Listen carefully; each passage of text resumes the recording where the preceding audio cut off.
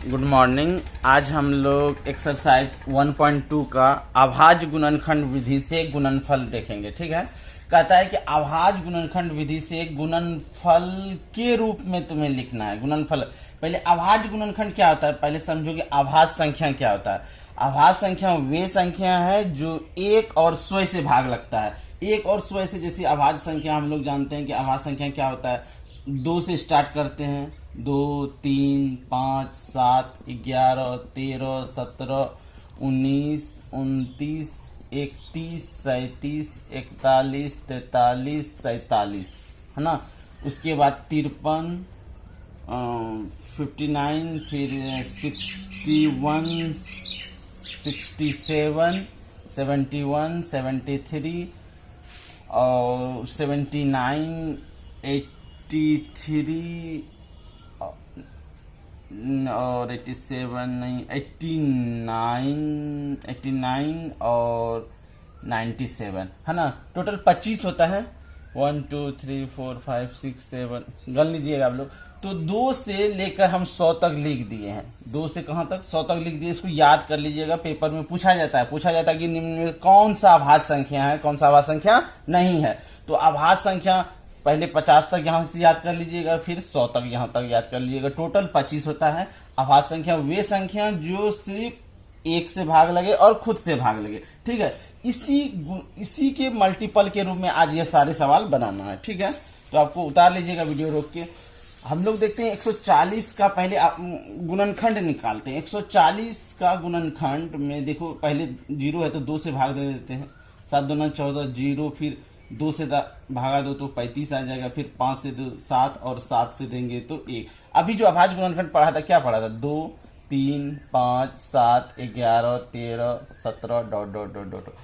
अब देखो यहाँ पर अभाज्य गुणनखंड में ही चाहिए, तो अभाज्य गुणनखंड में क्या सब आ जाएगा। अभाज्य गुणनखंड में क्या क्या देखो, तो अभाज्य गुणनखंड ही आ रहा है, 2 आ रहा है। अभाज्य गुणनखंड है 2, फिर 5, फिर 7, है ना। ये सारे अभाज्य देखो, यहाँ पर 2 3 5, है ना, 7 भी आ गया है लगातार है। तो 2 3 नहीं आया इसमें, 2 2 और 5 7, ये सारे क्या है, अभाज्य है। इसको और सेकंड रूप में भी लिख सकते हैं कि पावर के रूप में। 2 कई बार है, 2 बार है, इसमें 2 चढ़ा देंगे, और 5 और 7। यही हो गया हमारा अभाज्य गुणनखंड के गुणनफल रूप। समझ में आ गया होगा। 140 का उतार लीजिए। उसके बाद दूसरा देखिए कितना है, 156 का 2 से दे दीजिए। 7 दूना 14 बचेगा 1, 8 दूना 16, 2 से दे दीजिए। 3 दूना 6 19 और 18 हो गया। फिर 3 से 2 13 39, फिर 13 से 2 1। तो यहाँ कितना हो जाएगा, 2 2 3 13। देखो यह अभाज्य संख्या में आ रहा है ना, 2 भी आ रहा है, 3 भी आ रहा है और 13 भी आ रहा है। तो यह अभाज्य गुणनखंड है। इसको सेकेंड फॉर्म में लिख सकता है 2 की पावर 2 3 मल्टीप्लाई 13। यह क्या हो गया तुम्हारा अभाज्य गुणनखंड का रूप। समझ में आ रहा है। तीसरा देखो कितना है, 38 25 है। यह दोनों को उतारिए। हम 38 25 का फिर बना देते हैं।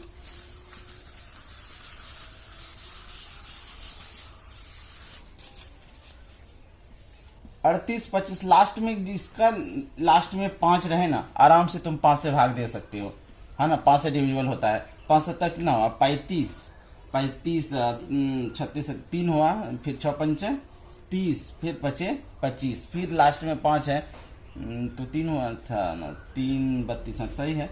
अब फिर 5 से दे दो, 5 1 5 बचा 2, 26 25 25 बचा 1, 5 3 15, 3 से दे दो, 3 5 15, 3 एकम 3 और 17 से दो, 17 3 51, है ना, और 3 से दे दो। तो यहाँ भी अभाज्य गुणनखंड नहीं आया, 3 5 और 17। यह क्या है, अभाज्य गुणनखंड है। तो अभाज्य गुणनखंड के रूप में लिखना है, तो अभाज्य गुणनखंड क्या सो आया देखिए, 5 5 3 17 3। यहाँ देखिए 5 के बार है तो पहले छोटा वाला को लिख दो। 3 कितना बार है, 2 बार। 5 कितना बार है, 2 बार। और 17 कितना है, 1 बार, है ना।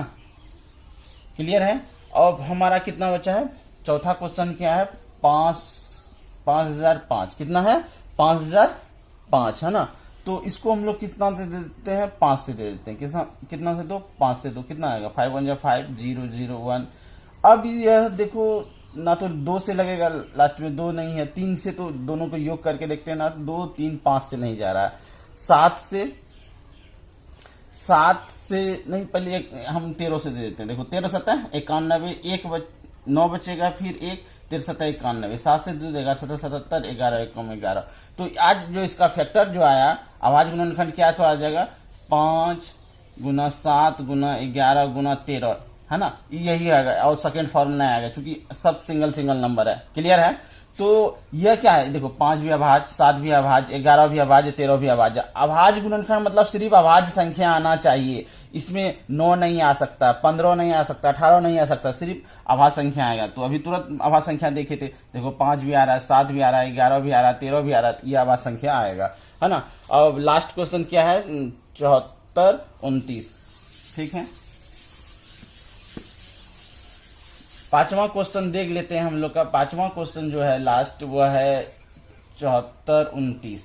देखो इसको थोड़ा सा माइंड सेट कर लेना। यह सबसे पहला नंबर जो है वह 17 से डिवाइड होता है। तो इसको कुछ डिवाइड पेपर में करोगे तो पहले 2 से करना। डिवाइड क्या करना, पहले 2 से करना। 2 से नहीं होगा तो तब किससे करना, 3 से। 3 से भी नहीं होगा तो 5 से। 5 से नहीं होगा तो 7 से। यानी अभाज्य संख्या 2 से भाग करो, नहीं आता। 3 से, 5 से, 7 से, 11 से, 13 से, इतना डिजिट से नहीं भाग हो रहा है। देखो भाग किससे होगा, 17 से भाग हो रहा है। किससे भाग हो रहा है, 17 से। 17 से भाग करेंगे दिया होगा 437 आ रहा है। कितना आ रहा है, 437। 17 से भाग करेंगे कितना आएगा, 437। और 437 19 का पहाड़ा से ये चल जाएगा, है ना। यह 19 दूना 38, 19 तिया 57, 3 पर चले जाएगा। यह हुआ 23, 23 बन जाए 23। तो आज भी देखो ये अभाज्य गुणनखंड, अभी तुरंत अभाज्य गुणनखंड लिखे थे 17 19 23 भी था अभाज्य गुणनखंड में, है ना। तो क्लियर हो गया कि अभाज्य गुणनखंड तुम लोग समझ में आ गया होगा कि अभाज्य गुणनखंड क्या होता है। अभाज्य गुणनखंड मतलब सिर्फ इसका गुणनखंड में अभाज्य संख्या आएगा, है ना। यदि वीडियो पसंद हो तो लाइक शेयर सब्सक्राइब करें। Thank you for watching.